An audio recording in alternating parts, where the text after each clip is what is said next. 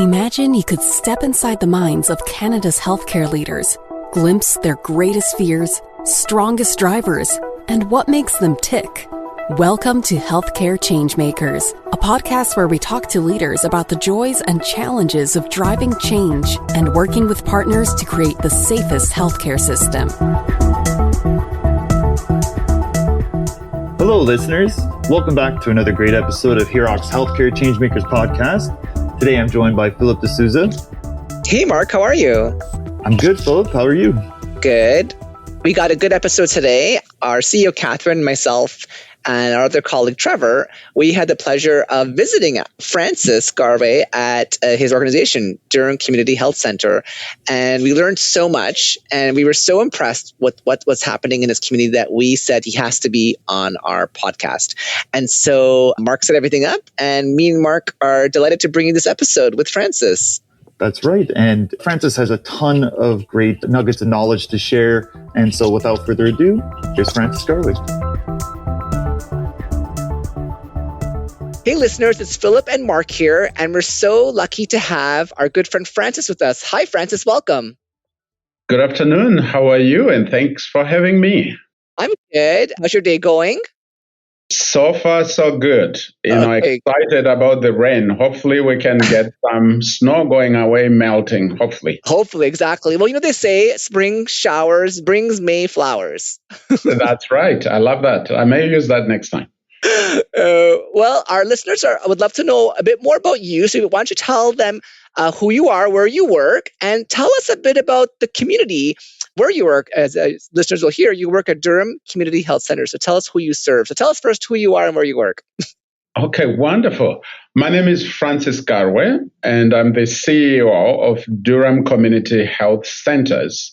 And as you probably would be aware, and our listeners will know, Durham is one of the fastest growing region with about 82 attributed population across the region that we serve. And I spent most of my career working, at least the last 10 years, working in a community-based healthcare and social services system, which laterally is the passion of my day-to-day waking up. Very cool. And what personally drew you and continues to thrive and build your passion for working in community-based healthcare? So my passion is rooted, more deeply committed to advancing equity, access, and dignity in care, especially for people who face multiple or sometimes often known as too many barriers. And normally these people are left out of the mainstream planning of traditional healthcare system. So to me, that becomes a significant passion that I take deeply, and also have the honor to feel I'm serving the community with some of the elements and services that meet them at their probably worst opportunity, some of them, depending on what they are looking for, but some of them at the right moment to keep them thriving. I'm so glad you mentioned that point about people who are left out and making sure you listen to them. That's important. And so that passion, we were so lucky to have a tour. You gave us a tour, you and your team, and we loved seeing everything and hearing all the impact you made. And so I guess one more deeper question is like that passion to make sure that you hear the voices of those who are left out. What drove you to making sure you want to do that in life too? Myself as a newcomer, I moved into Canada right around 2008. And of course, having worked in other systems in the US but also coming into Canada, being a public health system, when I noticed the intersection of social services and healthcare, that became a true passion because the face of the community that I saw was exactly a representation of the communities that I come from as a leader coming from an ACB community, and also being a member of the African diaspora at the time of moving in. That calling in serving those folks who have those barriers, and also the whole person when they enter our clinical settings or our environment, that actually was more rewarding than anything I could find. I've spent my other times in hospitals, so as a hospital administrator. So this actually was exactly the sweet spot and continues to be a sweet spot up to today, 10 years later. That's amazing. I also love how you mentioned that call to serve. That's a really good leadership lesson. And speaking of leadership, I know it's a leadership podcast. I know our listeners would like to know about your personal leadership journey. You gave us a little bit just now. What would you say was the point in your career where you felt you were making a real difference personally for those around you? And I guess, you touched a bit upon it, but like, what has motivated you along this journey, your leadership journey? So, and I will give you a little, synopsis in there of part of my past. I graduated, my first degree was information systems, and I worked for SAP for a number of years. And I'm a pharmacy tech by training and also certification. So somewhere along the line, my dad wanted me to be a lawyer, and he has been trying to convince me to get into law school, and I started that journey. In my second year, I decided law school was not for me, and I decided to switch the direction of education. And by the way, I didn't tell him right on time that I was switching. And this is where you notice the courage of trying to stay the course and keeping that whole secret to yourself. So it was up until my third year in there when I told him that, Dad, I think my calling is into healthcare, but I'm not good in touching blood and doing all these things. Yes. But I think I can be the most of the support in the back office in creating systems using my information background to be able to design systems that work. That's when I had to take my course and my direction in the Masters of Healthcare Administration and Healthcare Management at that time. And it's a passion of mine that I noticed, yes, I actually can be delivering care in indirect but direct ways as a systems thinker, as also an individual who could infuse some of the personal experiences and in the gaps that I've been experiencing in how services were given to me and given to other folks. So it didn't take too much convincing. Oh, well, to close that loop, I had to say to my dad, understand that this is what is going to keep me excited versus the criminal law that he was pushing me for. So he ended up getting successful, though, because he convinced my young brother, who comes right after me. He's an attorney and works in a high court system as an adjudicator. So he got his second luck in my brother, but not so much for me. That's a good story. I love it. And I love the fact that you mentioned, I feel it's a really important leadership lesson to have courage. And I love that you talked about, the courage to stay the course. Because I think that's a leadership lesson that sometimes we forget because we just want to, get things done. And, sometimes we make knee-jerk reactions. But when you have courage, you're taking time, you're sitting with the problem, you're finding solutions. And I'm so grateful that you said that, Francis. Oh, yes, 100%. Here is the part to that as well. Part of taking that courage, especially being able to say, this is a family wish, but I'm going against that and I'm going to pursue something different. Mm-hmm. Remember, with some of these career opportunities, there is where passion leads you and there is where economics lead you. Those two pathways actually yields two completely different directions. And one of them actually, wakes you up every morning wanting to do more and do better. Yes. And definitely the passion that I chose for me, this was exactly the reason why even today I turn around and I'm looking back 20, 30 years later. I can still do this job. Had it not been for my mortgage, I'll do this for free. But I have to pay bills for my sons. I have 3 boys. So I have to do this to make sure that I can put food on the table for them. Exactly. And have you told any of your boys that they have to become a lawyer? I haven't gone there. The fun part of the story is my dad had to break also the news to them to say, hopefully you're not going to be like your dad. who told me 2.5 years later that he has changed the course without telling me. Too funny. I'm going to pass the next question off to my co-host, Mark. Mark. Yes. Hi, Francis. I've really been looking forward to speaking with you. So, you once described your professional philosophy as being rooted in facilitation, negotiation, and mediation. I was wondering, how did that philosophy take shape over the course of your career so far? And how does this show up in your leadership today? Thank you for that. I'll take you back to my studying law as that lawyer who ran away from the profession. Instead of losing those credits that I'd paid tuition for, so what I decided to do was convert some of those hours into being trained and certified as a court mediator, licensed in Texas, and it's a profession there that is very much booming.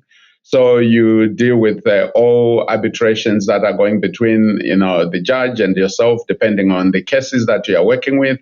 So it has opened an opportunity of a little bit of the legalese element that I was running away from. But what was different in the mediation program and the work that I had to do in getting certified was that the ability to be able to be an intentional, deliberate listener is critical, because in those proceedings, your job is to make sure you attentively listen and collect facts the way they are being presented, and then you have to present those same facts to the judge, who is going to be helping and presiding some of those cases depending on the magnitude of the case.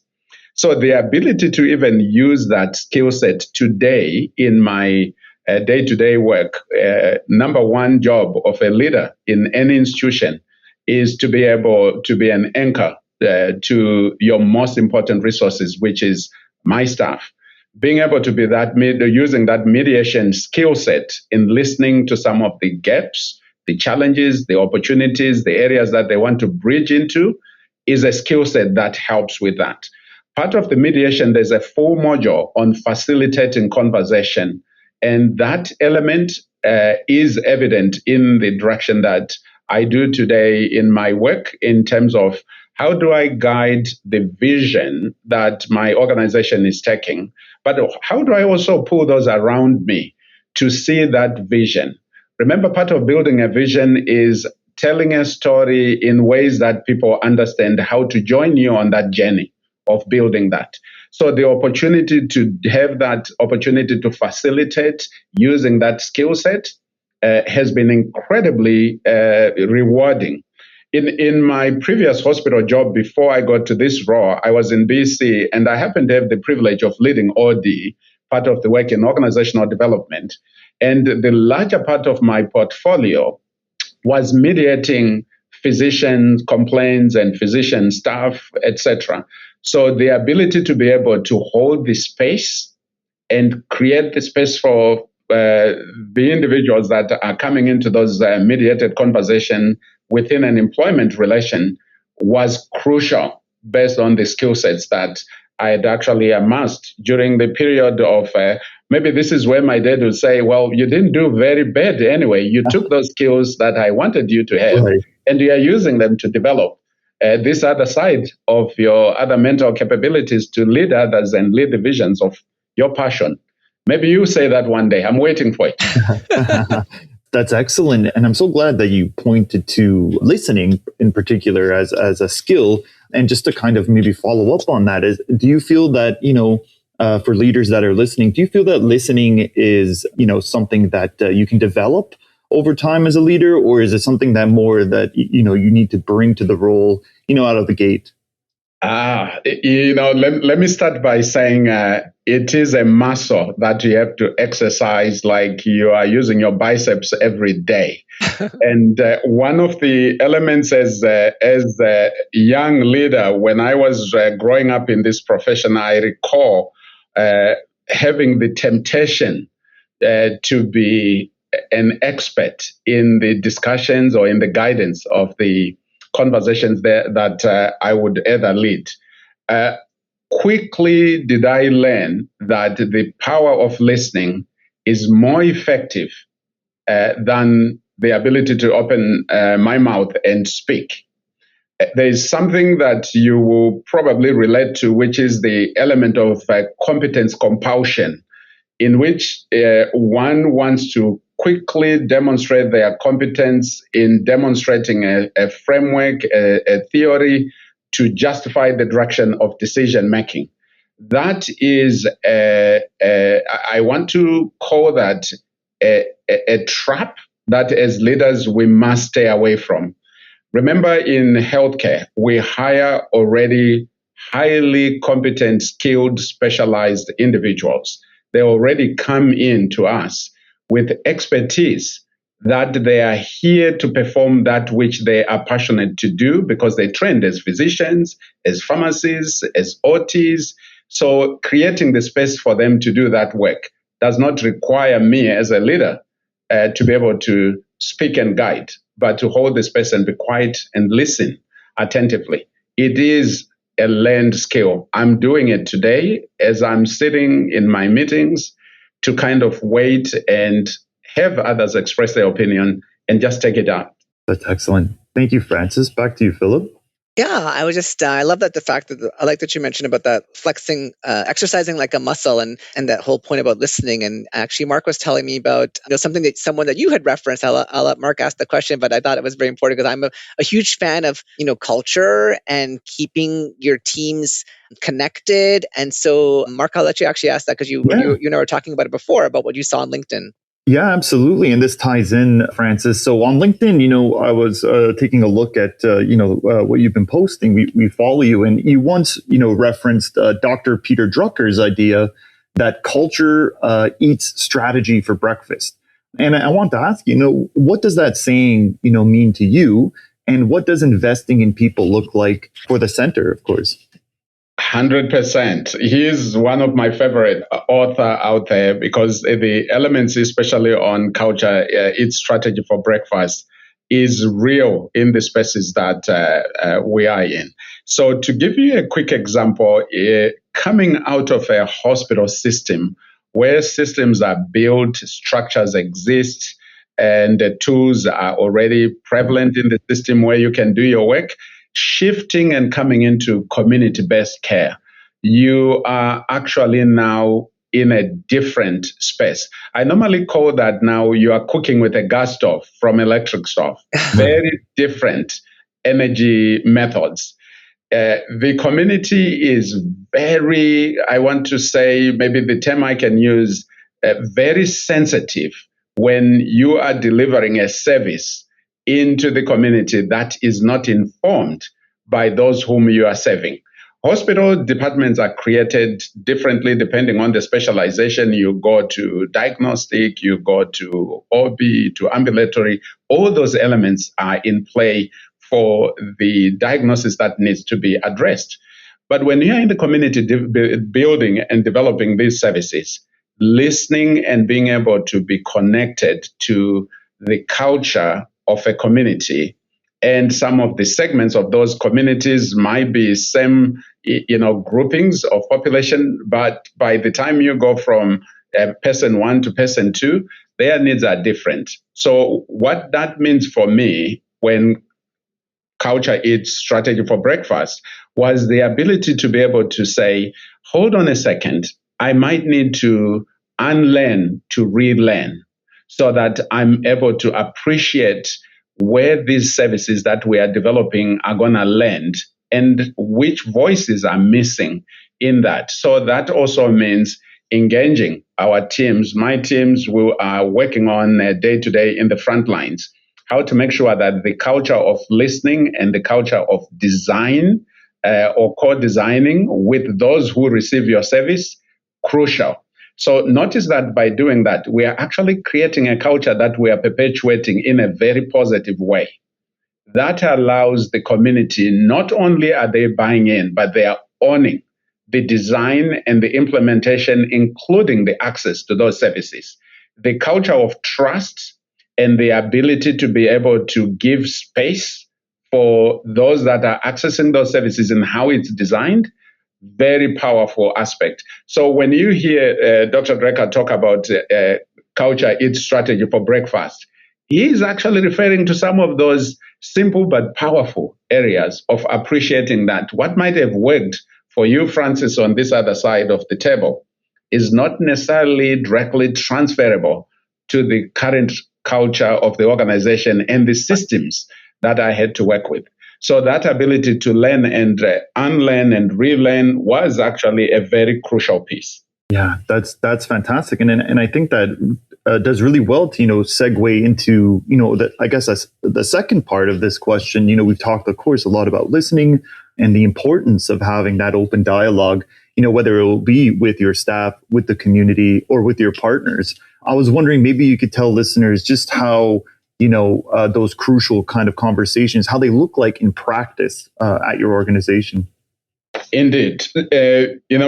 So let me give you an example of one of the areas that we recently, as in 2 years ago, maybe about 2.5 now, we have had to embark on. Durham region, as you know, again, I mentioned earlier on, fast-growing region. But one of the elements we noticed during COVID was the inequities in terms of how the services were being delivered across the region. And Durham has actually pretty much, we might call it a mini United Nations, because you can find all population segments in here: African diaspora, Caribbean, South Asian, East European, and you also find indigenous folks. So it is a significant area in which culture is rich. So during that time, we noticed during the testing, most of the challenges that we're seeing, people from the ACB communities were not fully showing up to some of those screens and the testing that were happening, including leading up to vaccinations. So as a very curious person, I decided to have some discussions with our team to find out what exactly are some of the elements that we are missing here. Because on hospitalization, we were seeing some other numbers going up and in the ACB community, and without understanding what's going on. So we decided to have some real discussions with the community leaders to appreciate where we needed to go and how we needed to access support for those communities. And again, this is where you see the power of listening to your staff members, because they spend time in the community, they spend time in the clinics to appreciate where the gaps that they were seeing. So we were able to sit down and hear some voices that were missing.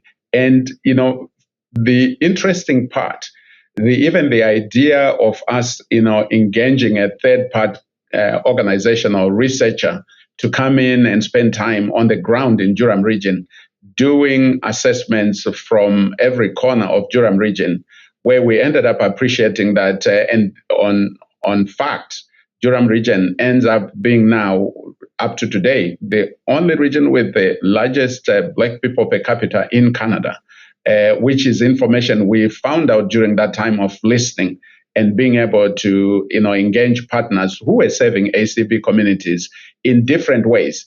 One of the areas that we find out a lot of those information were from grocery store, convenience shops, where people were shopping and visiting. Very untraditional ways of identifying trends and patterns of where people were coming from.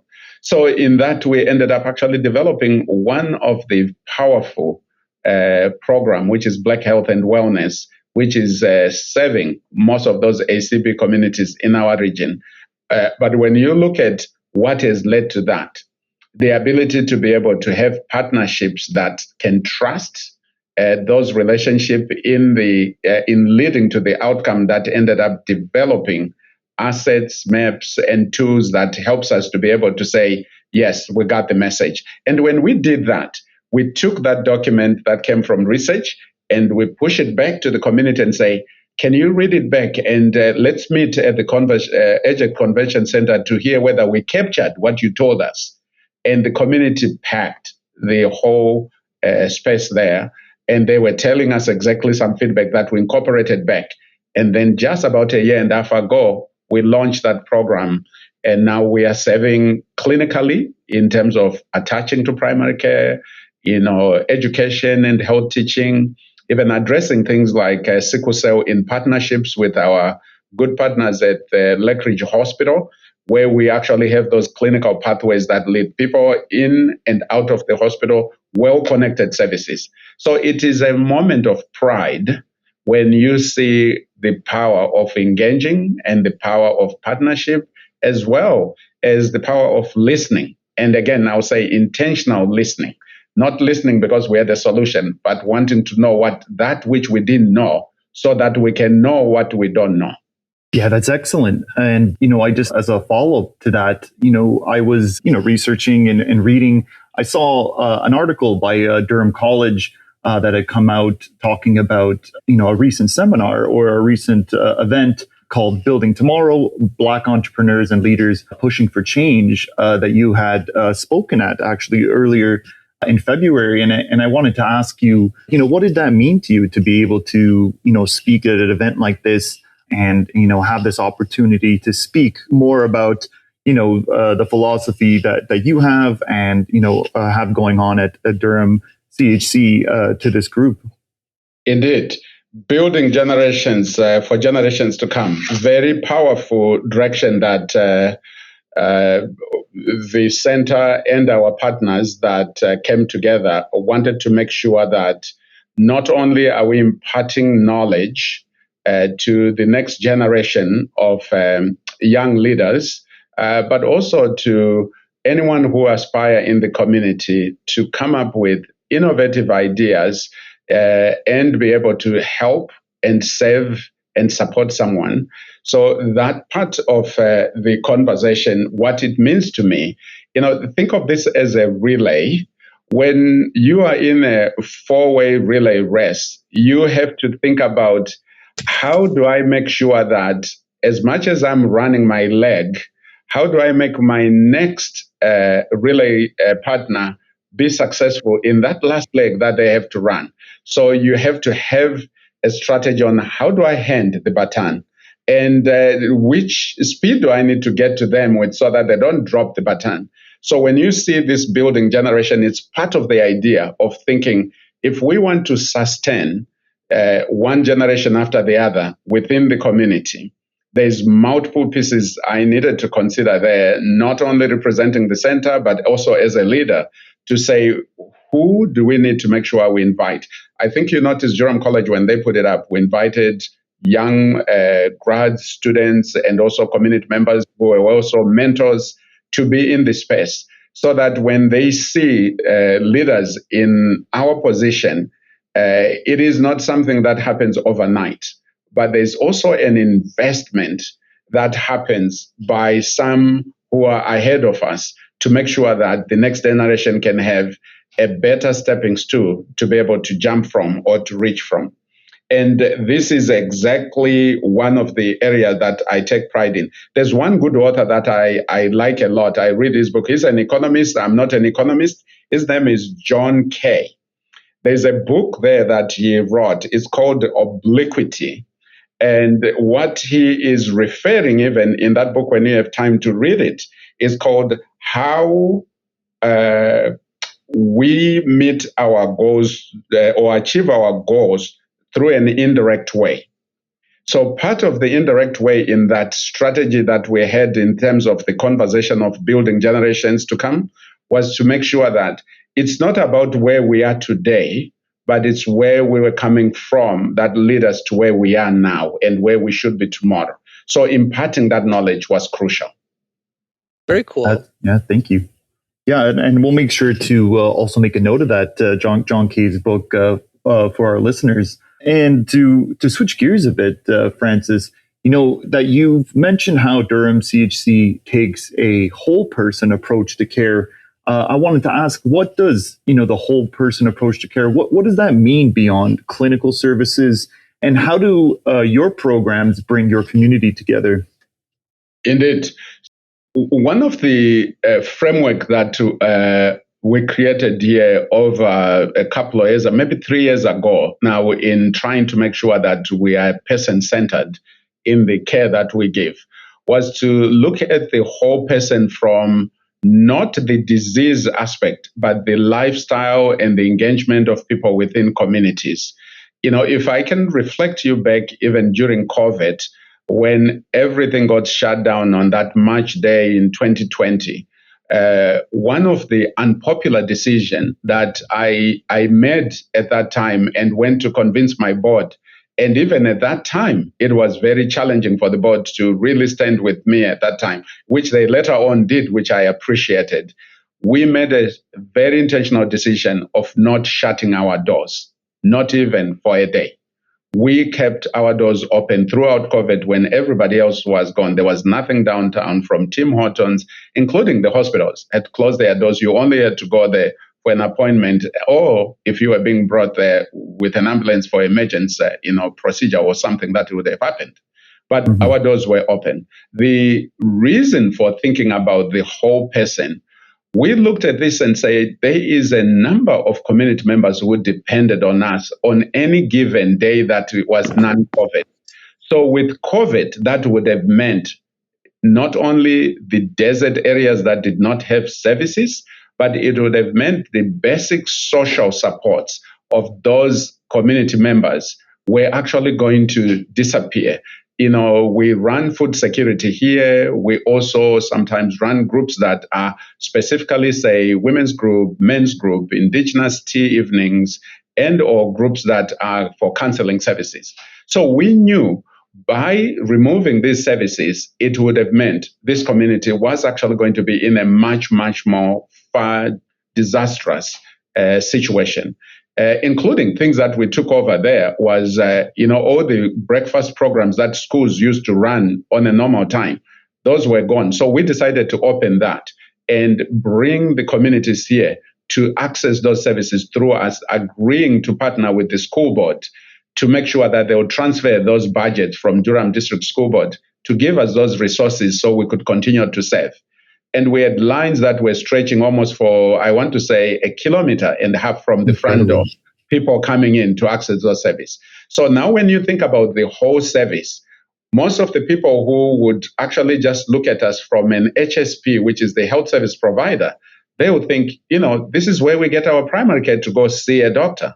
But what's going on here is the food security, is the social gathering in which we actually continue to have people interact safely, but also giving supports that they needed to continue to live in the home at that time. We signed one of the most important agreement with TELUS from their head office in Vancouver, where we noticed those people that were unsheltered, they had no way of either accessing care or reaching out their loved ones because everything was shut down. They used to have those services in the library.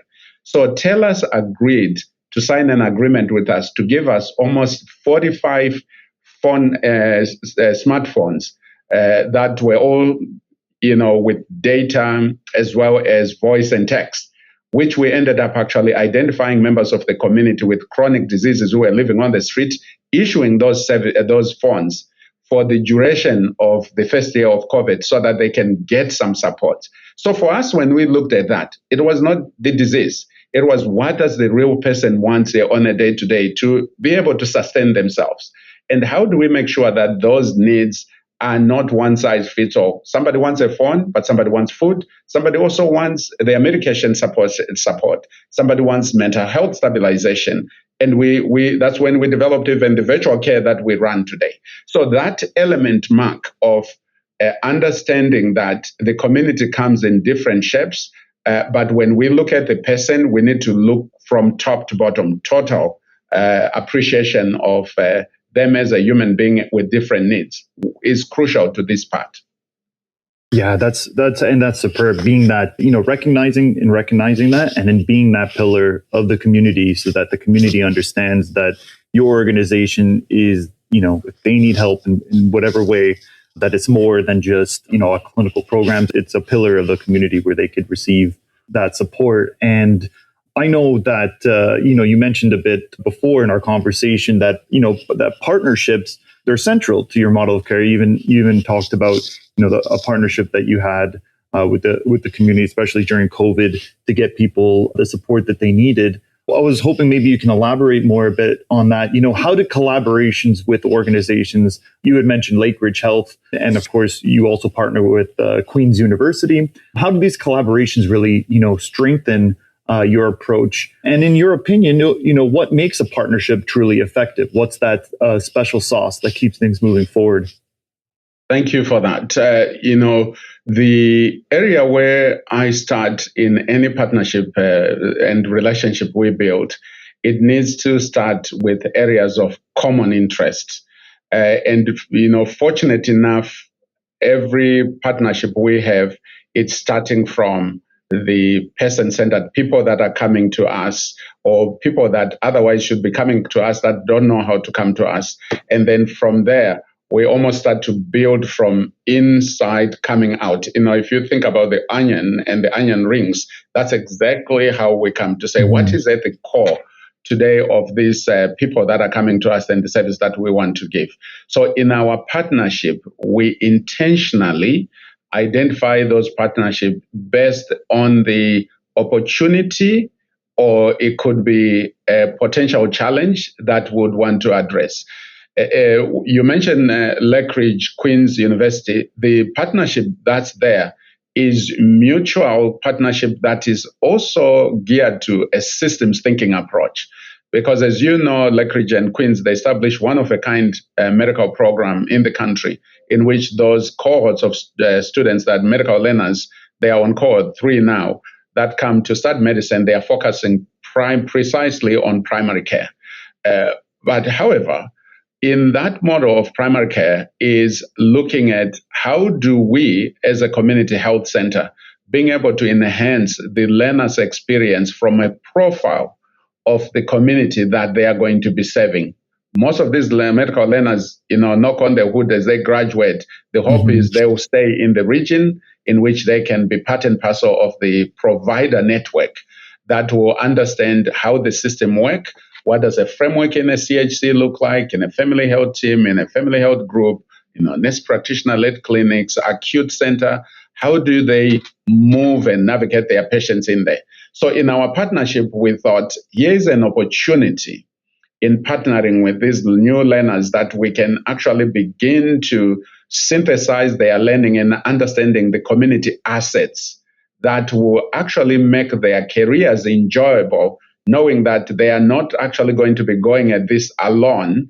Because when you go into a solo practice, you notice most of those physicians, or providers, not only are they dealing with a heavy caseload of patients that are complex, but then they have also to play a navigator role of figuring out where can I send this person and what services are there and how can I know that they are getting the right service at the right time for the right need. So for us, being able to build that in that partnership when we are teaching learners here to say, hey, this is what we can do. And fortunate enough, even with that relationship, we have developed an elective that is actually starting this spring, in which these medical learners are going to take that elective that was developed by this center, infused into their curriculum towards their graduation, so they understand what does integrated care look like from a community health approach, in which it is there to address the quadruple M in the process of them enjoying their work here. So that part of partnership, Mark, I would say each time we go to it, it's not just about what DCHC or Durham Community Health Centre is looking for, but it's centered on those that are coming to us for service and also the strength that are coming from the partner themselves in that relationship, so that it's a truly triad relationship. Triad in the sense that here's a partner, here's a patient, here's DCHC. All these assets are there to actually not only improve the well-being, but also maybe ease the access within a complex system. Yeah, I love that point about all the parties coming together and how each party has their own strength. That's I love that you mentioned that too, Francis. And when we came to visit you, you and your team told us all about creating a learning hub that supports education and guidance in the community, while of course stressing social determinants of health. And so we at HEROC really value, it's the cornerstone of our model, is sharing knowledge. So we love that this learning hub is something that you and the team created. And so what inspired this approach? Community capacity building. And when you walk around the aisles in our organization, you will hear my team talks about that. How do we empower the community? How do we build capacity in the community? So that when we do it right, that individual becomes a magnet of support to the next person, and continuously that way. So in the Learning Hub, I mentioned even the partnership with Queen's. When the students come in here, they meet with our medical leaders in here, they learn in there. But also what you see in that same Learning Hub is we have, what we call generational knowledge transfer. We have seniors that come in to do knitting, crochet, and repairing ripped pens, etc. And you also have group of youth that or from high schools that will come in there and also share the digital technical know-how with those seniors. So there's an intergenerational information exchange, but skills that are being exchanged across these two different segments of population, and which actually happens to really bring the old traditional ways that knowledge used to be passed between those with the wisdom to share that from the passed on knowledge on how to sharpen the scissors. I never knew that there could be a program like that. But here, they've started that program here. And you notice in that group, and this is where it actually just gives me the vibes of wanting to wake up every day to come. You have even those seniors, when they come to do crochet, one will bring a pattern on a paper, one brings in crochets or the different colors, and one also brings, say, tea that can be shared in there, like chai tea. And this is beautiful when you see these people come together and do this. It's almost like, wow, what have we done here, without knowing exactly how this was going to end. It actually has become almost like a hub where things get created. And you notice that even during that time when folks are speaking in there to say, oh, I wish I can do this. The next thing that you see in the next quarter, those programs are created. An example, we had newcomers that were coming in there teaching others how to stitch and how to sew and replace, missing zippers on a jacket for kids when they come to our after-school program. And it actually turned quickly into a training for English as a second language, because Durham College identified that we have a lot of newcomers that we serve, but they need English as a professional language to be able to secure employment. And Durham Region and us ended up partnering. And if you come every Monday and Wednesday evening from 5 to 8, you notice that there's a cohort of 16 folks that are in there that are learning. And it started from there. And there's multiple things that are going in that lab that also include our indigenous population. They stitch and sew, ribbon skirts, moccasin shoes, using real deer hide that they prepare, cut, and stitch. So that knowledge within that Learning Hub is actually powerful. So the Learning Hub becomes a hub now that exactly, brings these multi-generations and information sharing, knowledge sharing, but also not only just that, designing functional pieces that can be used in the home by different community members. No, I love it. And I love the fact when I was listening to you, I hear the words, everyone that comes to your place is like a piece of the puzzle. And no matter what age they are, no matter what background they are, and they each have a role to play, and you and your team are sort of like the facilitators to bringing the puzzle together and letting everyone learn from each other. So I love that. That's what when I hear you talk, that's what I hear. And so, which is really amazing. It's truly is a special place. And so you and your team have done so much, Francis, at your place. What's one piece of advice? So a lot of leaders are listening right now, a lot of board members. What's one piece of advice you would give them to, if they haven't started their journey yet and they're not at the place where you are doing all the things you're doing? What's one thing that's helped you along the way? What's one piece of advice you'd give them to get their journey started so they can scale what you've done in their community? I love that question, but it's a dangerous question for me because I never feel like I have a solid advice. But here's one thing that comes to mind right away, Philip, is the community is a library of assets Learn to open your doors for those community members to come and pour into that cup. It is a powerful piece that you will notice once you do that. You continuously become almost like a hub of innovation every time when that happens. But also to young leaders who might be listening, and or to all of the leaders who are out here listening to this, resist the temptation to do it all. All the pieces that we have done right now, whether it's program creation, it's an opportunity to engage. It's an idea that was not forwarded by a very smart specialist or an engineer.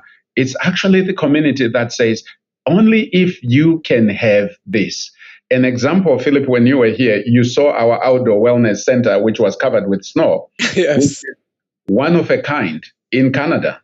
And that idea was borrowed from Ohio, Cleveland, generated by a cardiologist over 26 and a half years ago, who noticed a number of patients coming to his practice where he ended up having to recommend some amputation, and it was not attainable.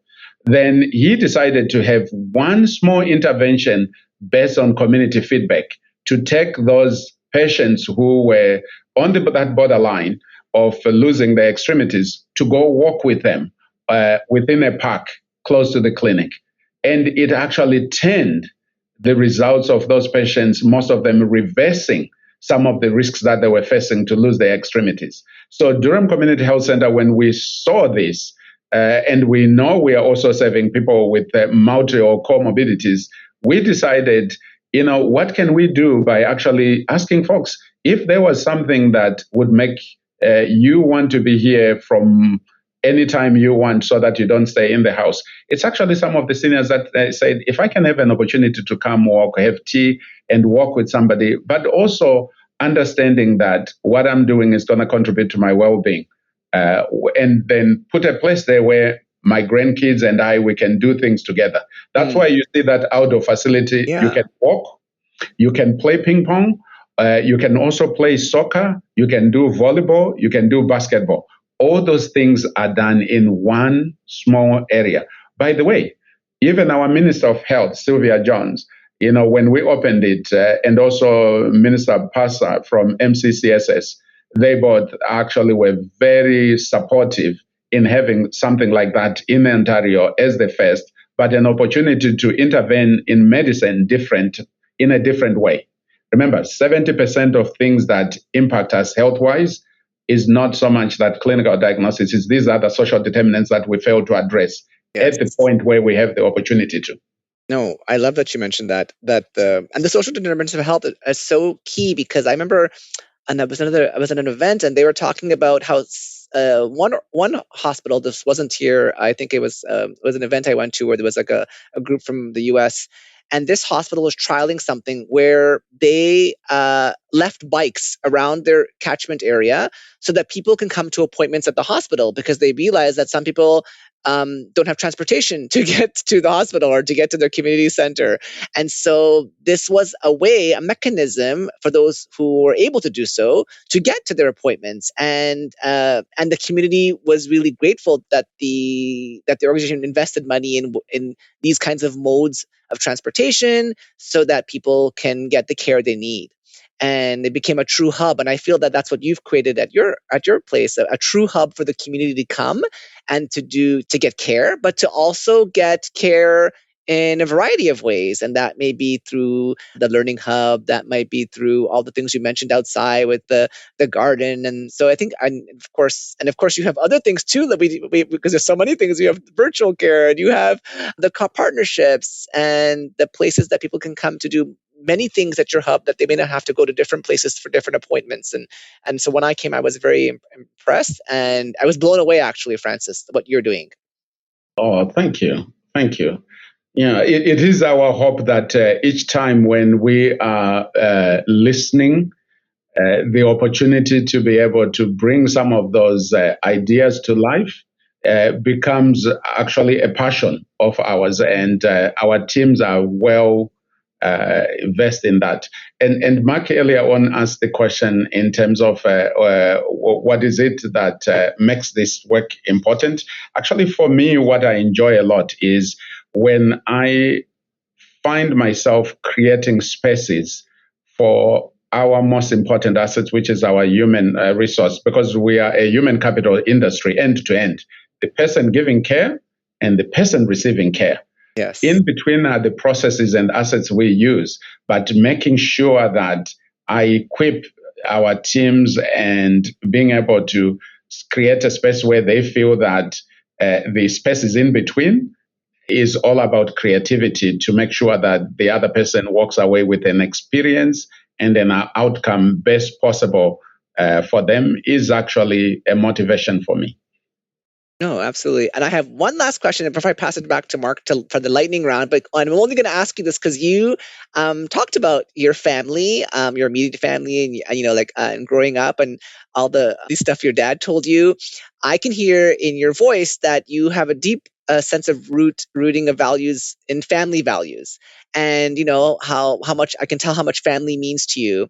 And so, was there someone? Is there someone in your family who continues to provide you with that energy and drive and motivation to keep being you and being so, because you're a very unique and special leader, Francis, and I can hear it in your voice. I can see it in how you interact with your team and, of course, your community. But where did that come from? Was it a parent, a grandparent, your kids, a spouse, a cousin, a family member?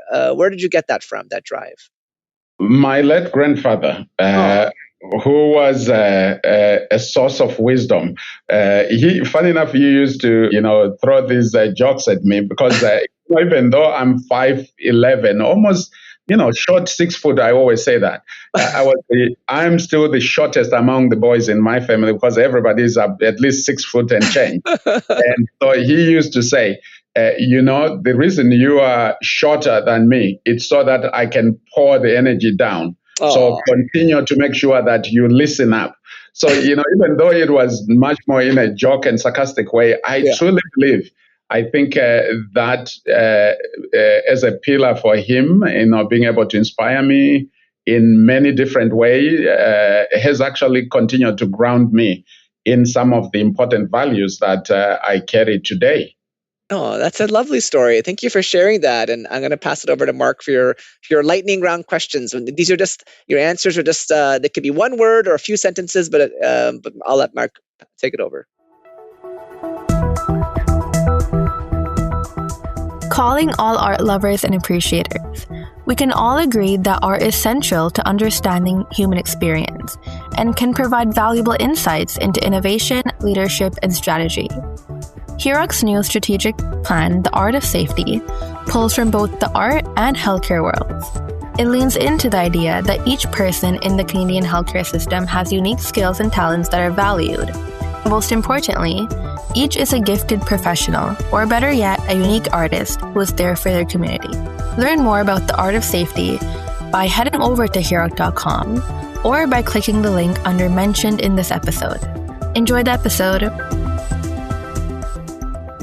Yes, thanks, Philip. And absolutely, yeah, since we're nearing the end of our time here, the lightning round is just a kind of a rapid fire question period. And so for my first one, we read that you were actually a torchbearer for the 2010 Olympics. I want to ask, what did that experience mean to you? It was a privilege. Felt honored to represent the country that I call home. I love most, Canada. So that is historic. And I still have that. I have the original torch made by Bombardier that's in my house today.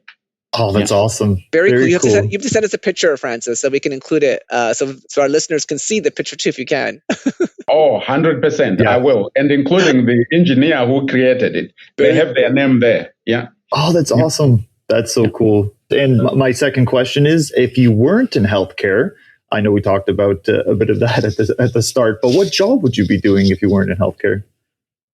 I'll be a farmer, again, from my grandfather. Love to grow things and see things grow. That's excellent. We talked a bit about, the leadership advice that you would give, but you personally, what was the best piece of leadership advice that you've ever received? In my early years being trained in, when I was in special forces, I was told silence is the most powerful energy you can invest in yourself. Mm. Silence, very important, powerful, and listening. Yeah, at the pause, very important. Yeah, wonderful. And this will be my last one. What's a value of yours that you absolutely won't ever compromise on? Trustworthy. I think they say trustworthy is not a value, but trust is for me, because everything anchors on that, whether it's integrity, whether it's respect. One has to trust you to be able to give you that. So that, to me, my word is my contract. I believe in that. Excellent. And that's all for the lightning round questions. Thank you so much, Francis, for joining us today. We really appreciate you taking time. I know I took lots of notes, and I know our listeners will truly appreciate all the wisdom you shared. And I hope, listeners, you scale some of Francis's amazing things at your organizations and continue to build your communities like Francis has built his. Wonderful. Thank you, folks. I appreciate your time, both. Yeah, thank you, Francis. Thank you for listening. You can hear more episodes of Healthcare Changemakers on our website, heroc.com, and on your favorite podcasting apps. If you like what you hear, please rate us or post a review. Healthcare Changemakers is recorded by HEROC's communications and marketing team and produced by Podfly Productions. Follow us on Twitter at HEROC Group or email us at communications@heroc.com. We'd love to hear from you.